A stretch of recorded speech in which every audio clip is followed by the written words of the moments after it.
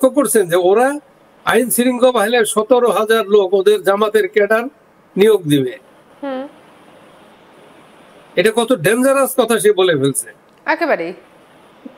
তো এইটা ওই এটা আবার তারা আরেকটা ডিজাইন, তার মানে যে আন্দোলনটা দানাব্য ছিল সেই আন্দোলনটা বিএনপির অযোগ্য অপদার্থ নেতৃত্ব, লন্ডন নেতৃত্ব সেই তাদের ওর চালটা বুঝতে পারেনি, অথবা তার সে ব্রাইবড হইয়া আন্দোলনটাকে পিছিয়ে দিয়েছে।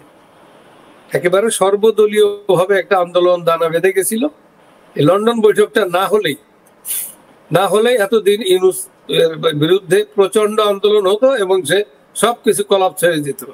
তো সেই জায়গা থেকে তাহলে স্যার এটা বলা যেতেই পারে যে পুরোটাই লোক দেখানোর জন্য উনি এই কাজটা করছেন। আপনি আমাদের সঙ্গে থাকুন। এই যে লোক দেখানো বিষয়টা, এই যে ভোট নিয়ে এত যে টালবাহানা চলছে, আসলে কি ইউনূস আদৌ চান যে ভোটটা হোক, নাকি পুরোটাই আসলে তার একটা অন্য চাল, লোক দেখানো?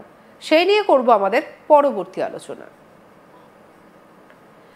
তবে এই ভোট ইউনূস চান কি চান না, কি তিনি কোন প্ল্যান করছেন তলে তলে, এই সমস্ত নিয়ে একাধিক টালবাহানা, একাধিক রহস্য, একাধিক মত পার্থক্য সেই সমস্ত তো রয়েছে।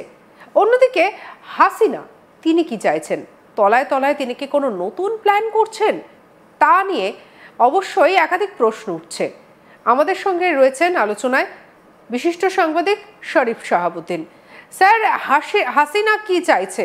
ইউনূস তো প্ল্যান করছেন, ইউনূস চাইছেন না ভোট হোক, তিনি ক্ষমতার লড়াই লড়তে চাইছেন, তিনি ক্ষমতার প্রতি বা পদের প্রতি তার লোভ থেকে তিনি এরকম কাজ করছেন, এরকম অনেক কিছুই তো আপনি বললেন। কিন্তু জানতে চাইবো যে হাসিনার প্ল্যানটা কি তলায় তলায়? তো একটা পরিষ্কার চাওয়া, সে তো অলরেডি গত 15 বছর ধরে সে প্রমাণ দিয়েছে যে সে কি চায়, সে কি করে। এটা তো একটা বাংলাদেশটাকে একটা সুন্দর একটা উন্নয়নের হাইওয়েতে, সুপার হাইওয়েতে তুলে দিচ্ছে সে। বাংলাদেশ এখন পৃথিবীতে তার সময় আলোচিত হতো যে এখানে ইনভেস্টর আসার জন্য প্রতিযোগিতা ছিল। তো যে উন্নয়নের যে রোল মডেল হিসেবে বাংলাদেশ ইমার্জ করছিল শেখ হাসিনার সময়, শেখ হাসিনা এটাকে আবার ফিরিয়ে আনতে চায়। বাংলাদেশে আবার শান্তি ফিরিয়ে আনতে চায়, সুখ শান্তির বাংলাদেশ আবার, মানে শান্তি সুখের বাংলাদেশ আবার সে গড়ে তুলতে চায়। তার চাওয়াটা একেবারে পরিষ্কার, এটাতে কোনো ইয়া নেই, কোনো ইয়া লাগে না, আপনার রকেট সায়েন্স লাগে না সে কি চায়। এইখানে হ্যাঁ, শেখ হাসিনা এরা যে প্রতারণা করছে, ইউনূস প্রতারণা করছে, আর ইউনূসের ফাঁদে যে বিএনপি এরা যে পা দিল, এতে হলো কি জনগণের উপরে দুর্ভোগটা আরো বেড়ে যাবে। ইউনূস যত লিঙ্গার করবে জনগণের দুর্ভোগ আরো বেড়ে যাবে, বাংলাদেশ তার উন্নয়ন আরো পিছিয়ে যাবে। তো সেই দিক দিয়ে বাংলাদেশের মানুষ কিন্তু এখনই বলা শুরু করছে যে এই অসভ্য জাতিকে, এই অসভ্য জঙ্গি জিহাদিদের একমাত্র ওষুধ ছিল শেখ হাসিনা। তো শেখ হাসিনাকে ফিরিয়ে আনলেই এই জঙ্গি জিহাদিরা এমনি পালিয়ে যাবে। যদি দেখে যে এমন একটা পরিবেশ তৈরি হয়েছে, নির্বাচন হলো, ফেয়ার ইলেকশন, শেখ হাসিনা ক্ষমতায় আসছে, ফেয়ার ইলেকশন হলে আপনি রাস্তার মানুষের কথা শুনেন, সাধারণ মানুষের, মিডিয়ার যে স্টাডি গুলো আছে সেগুলো আপনি দেখেন যে সাধারণ মানুষ এখন কি চায়। তারা ফ্রান্টিক্যালি তারা চাচ্ছে যে শেখ হাসিনার আসলেই নারী তার নিরাপত্তা পাবে, জনগণ তার নিরাপত্তা পাবে, দেশে আবার ব্যবসা বাণিজ্য নতুন উদ্যমে শুরু হবে। এটা সাধারণ মানুষ একেবারে পরিষ্কার বোঝে। আইন শৃঙ্খলা আবার ফিরে আসবে, একেবারে জাদুর আচরে আইন শৃঙ্খলা ফিরে আসবে শেখ হাসিনার ক্ষমতা এলে।